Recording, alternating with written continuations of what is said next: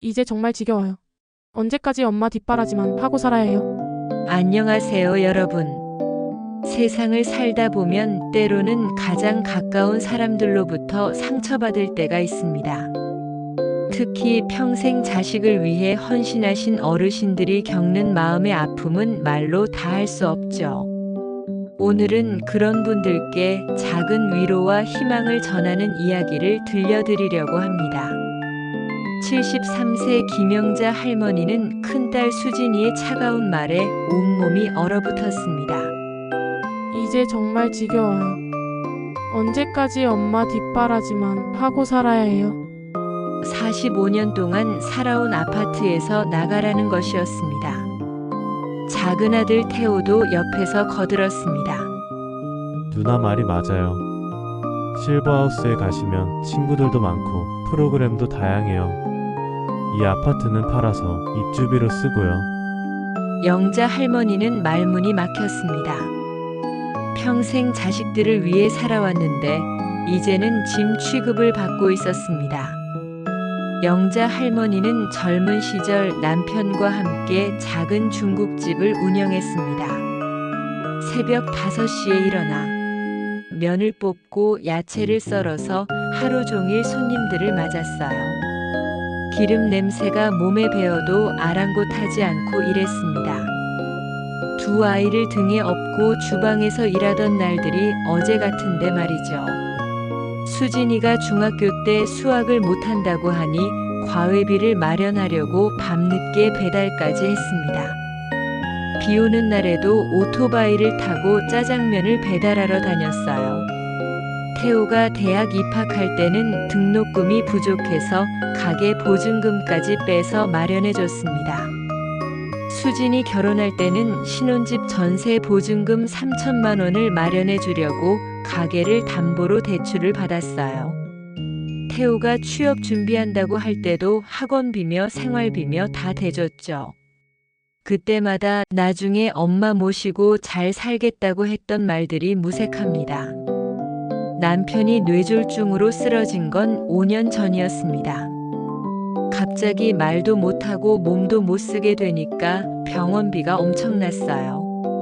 중환자실에서 한 달, 일반 병실에서 석 달, 그 후 집에서 간병하기까지 의료비만 2천만 원이 넘게 들었습니다. 가게는 문을 닫을 수밖에 없었어요. 남편 간병하느라 운영할 수가 없었거든요. 그렇게 30년 넘게 운영하던 가게가 사라졌습니다. 며칠 후 수진이가 화려한 팜플렛을 들고 왔습니다. 엄마 여기 정말 좋은 곳이에요. 신축 실버하우스인데 의료진도 상주하고 식사도 제공하고요. 영자 할머니가 팜플렛을 보니 월 이용료가 300만 원이었습니다. 이렇게 비싼 곳에 어떻게 들어가?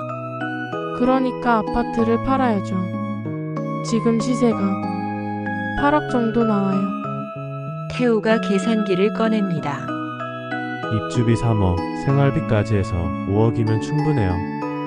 남은 3억은 저희 형제가 나눠서 애들 학원비랑 대출금 정리하면 되고요. 그제서야 영자 할머니는 깨달았습니다. 결국 돈 때문이었다는 것을. 수진이는 요즘 아이들 사교육비가 만만치 않다고 했습니다. 피아노에 영어에 수학 과외까지 월 200만 원이 넘게 든다고 하더라고요. 태호는 집 대출금이 3억이나 남아있어서 이자만으로도 매달 힘들다고 했습니다. 그래서 엄마 집을 팔아서 그 돈을 나눠 가져야 한다는 논리였어요. 엄마 실버하우스 가시면 정말 편하실 거예요. 병원도 가깝고 응급 상황에도 바로 대처할 수 있고요. 수진이의 말은 그럴듯하게 들렸지만 영자 할머니는 알고 있었습니다. 이건 자신을 위한 배려가 아니라는 것을. 팜플렛을 자세히 보니 정말 좋은 시설이었어요. 수영장도 있고 도서관도 있고 다양한 프로그램들도 있었습니다. 하지만 45년간 살아온 집을 떠나야 한다는 게 마음에 걸렸어요. 이 집에는 남편과의 추억이 가득했거든요. 거실에서 함께 TV 보던 기억, 부엌에서 김치 담그던 기억, 베란다에서 화분 가꾸던 기억들이 어떻게 그냥 버릴 수 있을까요? 엄마 혼자 이 큰 집에서 뭘 하시게요?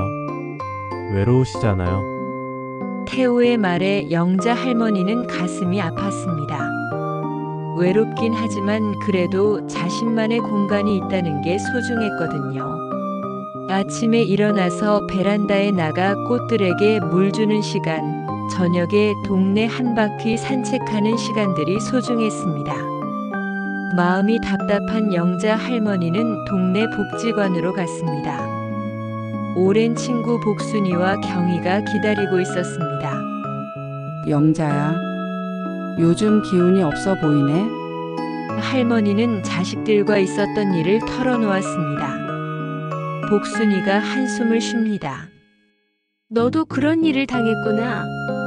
나도 작년에 비슷했어. 언니도? 우리 아들이 사업 망하면서 나한테 집을 담보로 대출 받자고 하더라고. 거절했더니 요양시설 보내겠다고 협박하고. 복순이는 평생 미용실을 운영하며 아들을 키웠는데 아들이 치킨집 사업을 하다가 망해서 5천만 원의 빚을 지게 됐다고 했어요.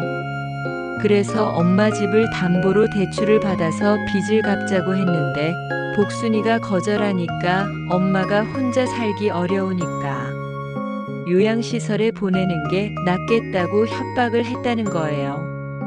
경희도 고개를 끄덕입니다. 내 딸도 이혼하면서 위자료 변호사비 달라고 했어. 안 준다니까 한 달 넘게 연락도 안 하더라. 경희의 딸은 남편의 외도로 이혼 소송을 진행 중인데 변호사비와 위자료 소송 비용으로 2천만 원이 필요하다고 했대요. 경희가 그 돈이 어디 있냐고 하니까 엄마가 도와주지 않으면 평생 원망하겠다고 했다는 거예요. 영자 할머니는 깨달았습니다. 혼자만의 문제가 아니었구나. 요즘 어르신들이 다들 비슷한 문제를 겪고 있다는 걸 알게 됐어요. 정말 세상이 각박해졌다. 우리가 자식들을 위해서 평생 희생했는데 이제 와서 짐짝 취급이야. 복순이의 말에 모두가 고개를 끄덕였습니다. 그런데 우리가 뭘 잘못했지? 자식들한테 너무 잘해준 게 잘못인가? 경희의 질문에 영자 할머니도 생각에 잠겼어요. 정말 자신들이 뭘 잘못한 걸까요? 아니면 자식들이 변한 걸까요? 복지관에서 만난 다른 어르신들도 비슷한 이야기를 했습니다.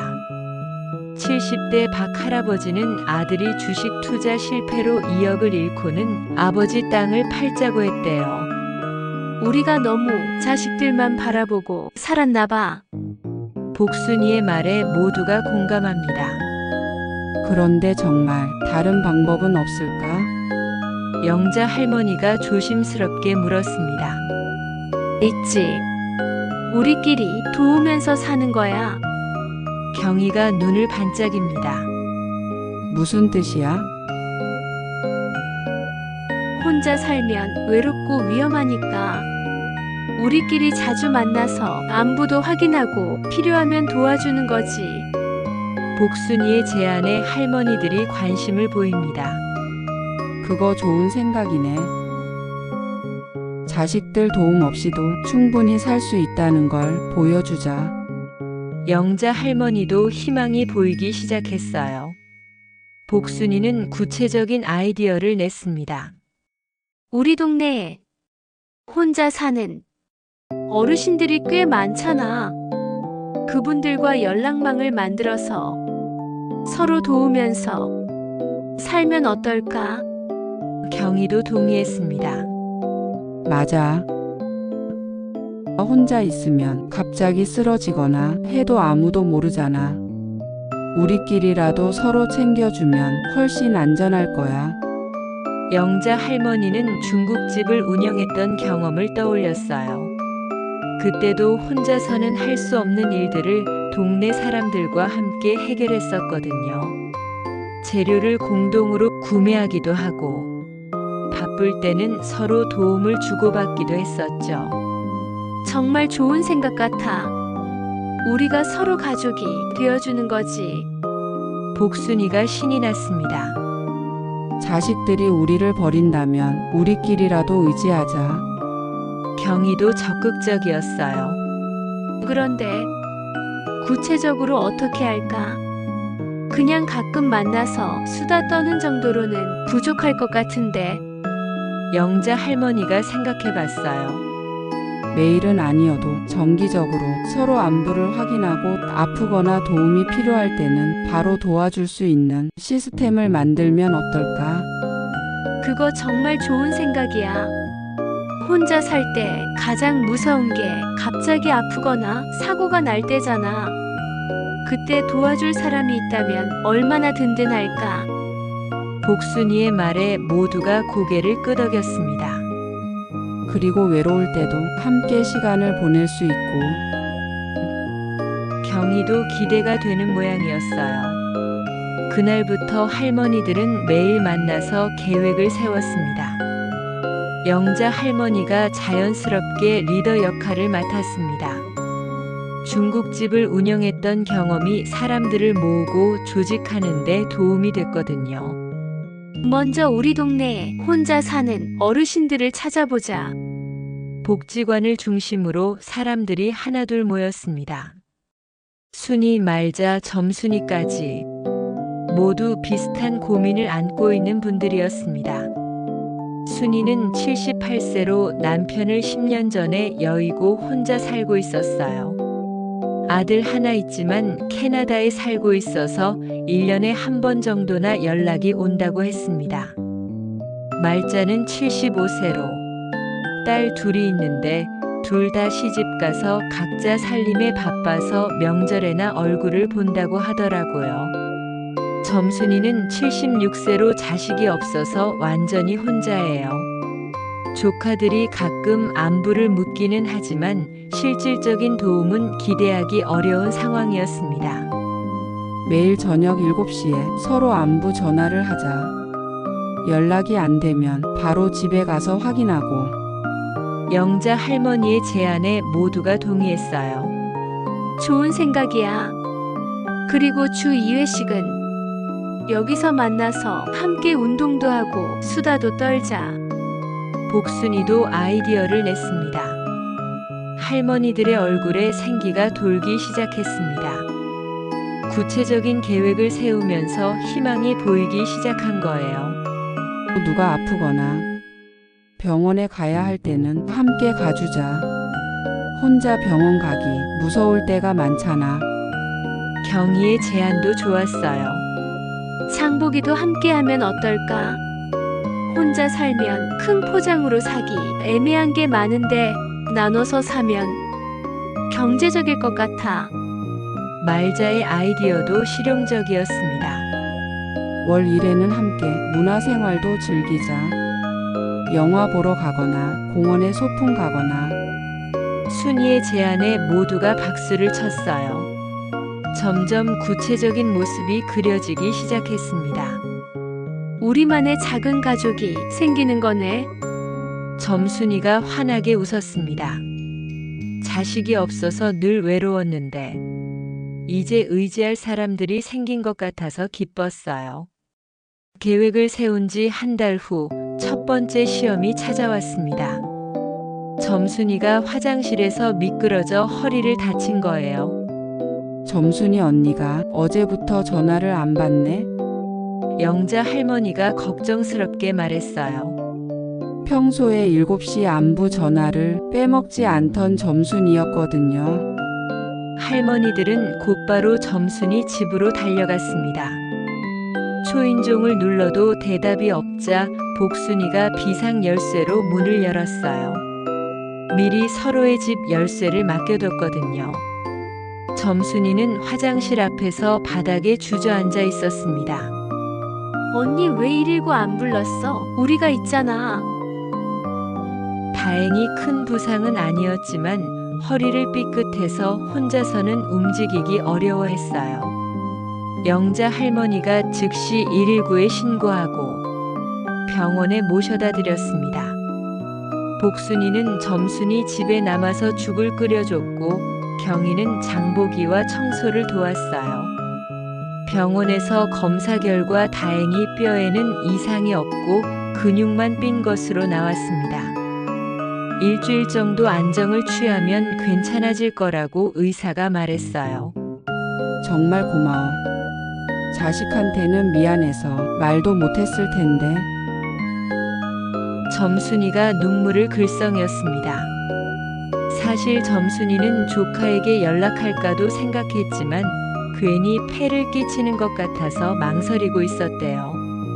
그런데 이렇게 친구들이 가족처럼 돌봐주니까 얼마나 고마운지 모르겠다고 했습니다. 이 일로 할머니들의 결속이 더욱 단단해졌습니다. 정말 우리끼리 가족이 된 것 같아. 영자 할머니도 뿌듯했어요. 중국집 운영할 때처럼 사람들과 함께 뭔가를 해낸다는 느낌이 들었거든요.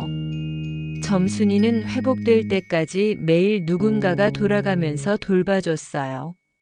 아침에는 복순이가 와서 아침 식사를 챙겨주고 점심때는 경이가 와서 점심을 해줬습니다. 저녁에는 영자 할머니가 와서 저녁을 함께 먹고 이야기를 나눴어요. 혼자 살면서 이렇게 누군가가 돌봐준 게 언제인지 모르겠어. 점순이는 정말 행복해했습니다. 일주일 후 점순이가 완전히 회복되자 할머니들은 작은 파티를 열었어요. 한편 영자 할머니의 자식들은 어머니의 변화를 눈치챘습니다. 엄마 요즘 맨날 나가시네요. 집에 전화해도 없고. 내가 할 일이 있어서 그래. 할머니는 더 이상 자식들에게 일일이 설명하지 않습니다. 수진이가 답답해합니다. 엄마 나이가 73세인데 뭘 그렇게 바쁘게 사세요? 그냥 편하게 실버하우스 가시면 안 돼요? 수진이는 어머니가 복지관에서 친구들과 시간을 보내는 걸 시간 낭비라고 생각했어요. 차라리 그 시간에 실버하우스에서 체계적인 프로그램을 받는 게 낫다고 생각했거든요. 태우가 목소리를 높입니다. 어머니, 계속 이런 식으로 나오시면 저희도 다른 방법을 써야겠어요. 혹시 치매 검사라도 받아보시는 게 어때요? 할머니는 충격을 받았습니다. 자식들이 이렇게까지 나올 줄 몰랐습니다.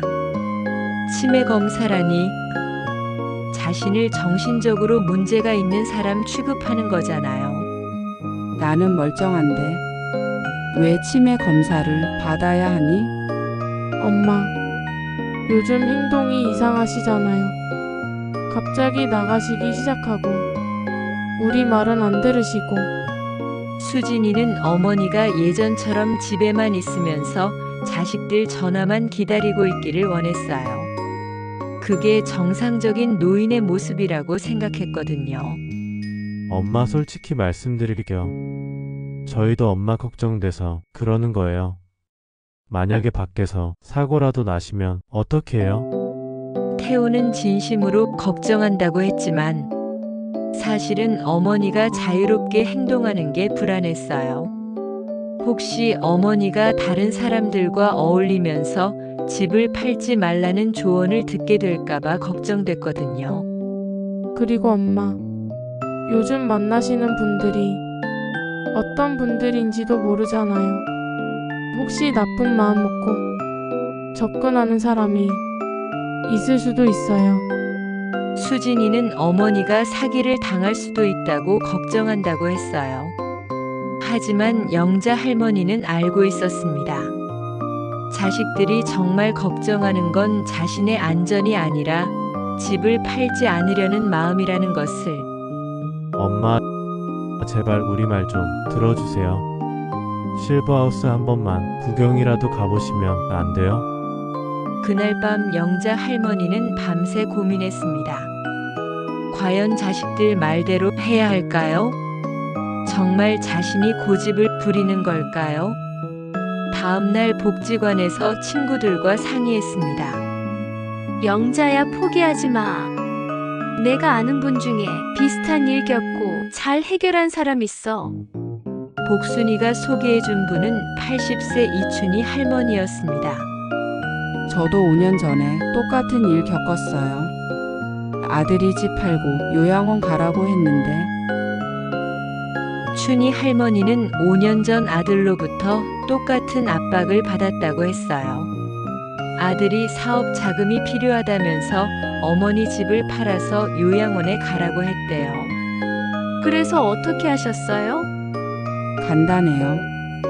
내 재산은 내 마음대로 할 권리가 있다고 당당히 말했죠. 그리고 만약 계속 압박하면 모든 재산을 사회에 기부하겠다고 했어요. 춘희 할머니는 법적으로도 자신의 재산을 처분할 권리는 본인에게 있다고 당당히 말했다고 해요. 그리고 자식들이 계속 압박하면 차라리 모든 재산을 자선단체에 기부하겠다고 선언했대요. 그랬더니 어떻게 됐어요? 아들이 깜짝 놀라서 바로 태도를 바꿨어요. 그 후로는 요양원 얘기를 더 이상 하지 않더라고요. 춘희 할머니의 말에 용기를 얻은 영자 할머니는 마음을 굳혔습니다. 정말 그렇게 해도 될까요? 너무 심한 건 아닐까요? 영자 씨, 자식들이 어머니한테 하는 게 더 심해요.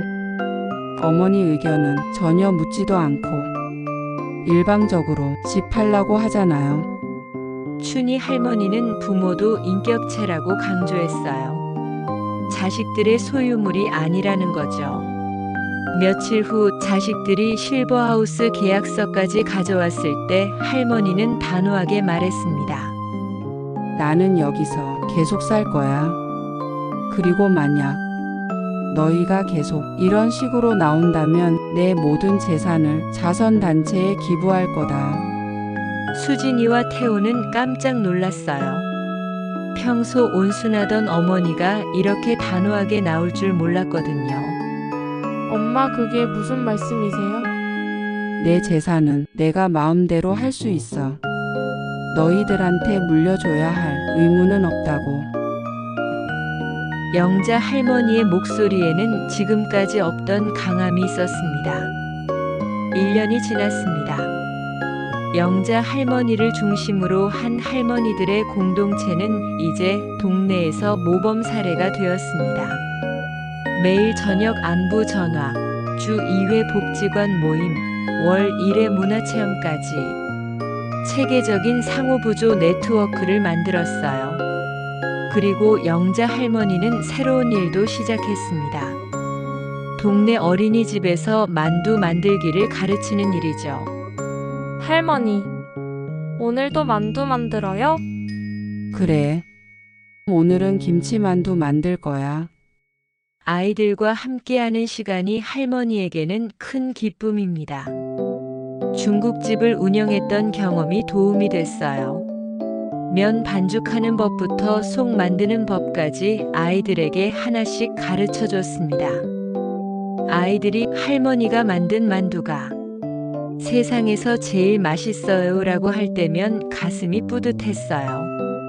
월 100만 원의 강사비도 생겼고요. 이 돈으로 할머니는 경제적 여유도 생겼습니다. 영자야, 요즘 정말 젊어 보인다. 복순이가 부러워합니다. 그럼 73세에 새로운 일을 시작했는데 이렇게 재미있을 줄 몰랐어. 영자 할머니는 정말 활기찼어요. 아침에 일어나면 오늘 아이들과 뭘 만들까 생각하는 재미도 있고 친구들과 만나는 시간도 기다려졌습니다. 수진이와 태호도 어머니의 변화를 눈치챘어요. 예전보다 훨씬 생기가 있고 당당해진 모습을 보면서 조금씩 마음이 변하기 시작했습니다. 엄마가 정말 달라지셨네. 태호가 수진이에게 말했어요. 그러게. 우리가 너무 성급했나? 수진이도 어머니의 모습을 보면서 반성하기 시작했습니다. 할머니들의 공동체 활동도 더욱 활발해졌어요. 복지관에서 주최하는 행사에 적극적으로 참여하고 지역 축제에서는 전통 음식 부스를 운영하기도 했습니다. 우리가 이렇게 활동적일 줄 몰랐네. 경희도 신기해했어요. 예전에는 집에만 있으면서 TV만 보던 일상이었는데 이제는 매일이 새롭고 바빴거든요. 2년 후 영자 할머니의 생활은 완전히 달라졌습니다. 자식들도 이제는 어머니의 선택을 존중합니다. 수진이가 찾아와서 말했습니다. 엄마, 정말 죄송해요.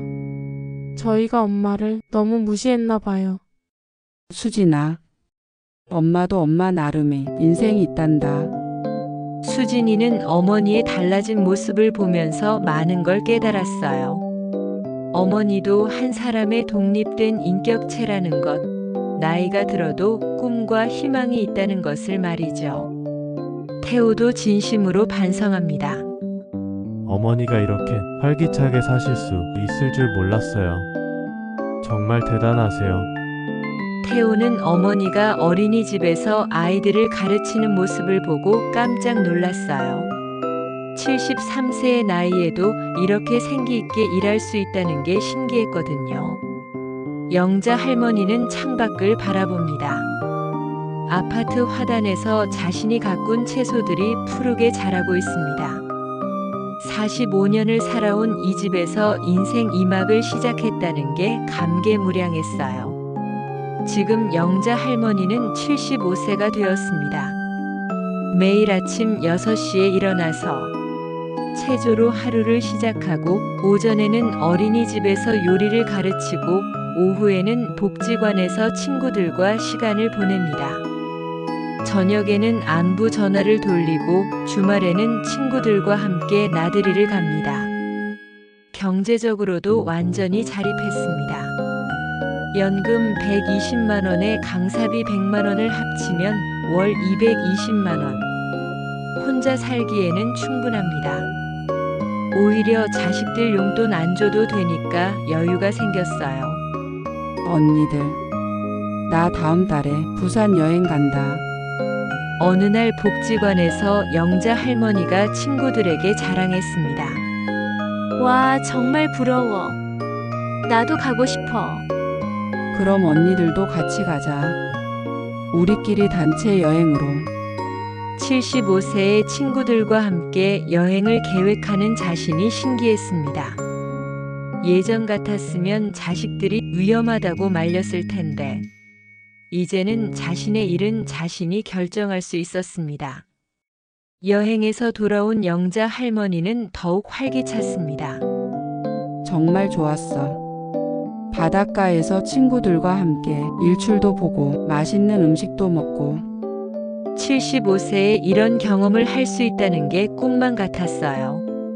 할머니의 하루는 여전히 새벽 6시에 시작됩니다.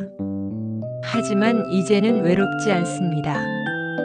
오늘도 아이들과 함께할 요리 수업과 친구들과의 즐거운 만남이 기다리고 있거든요. 인생 2막이 이제 진짜 시작인가 봐. 45년 된 아파트에서 시작되는 새로운 하루가 설렙니다. 나이는 정말 숫자에 불과하다는 것을 마음먹기에 따라 언제든 새로운 시작을 할 수 있다는 것을 영자 할머니는 온몸으로 보여주고 있습니다. 자식들과의 관계도 예전보다 훨씬 건강해졌어요. 이제는 서로를 존중하는 관계가 되었습니다.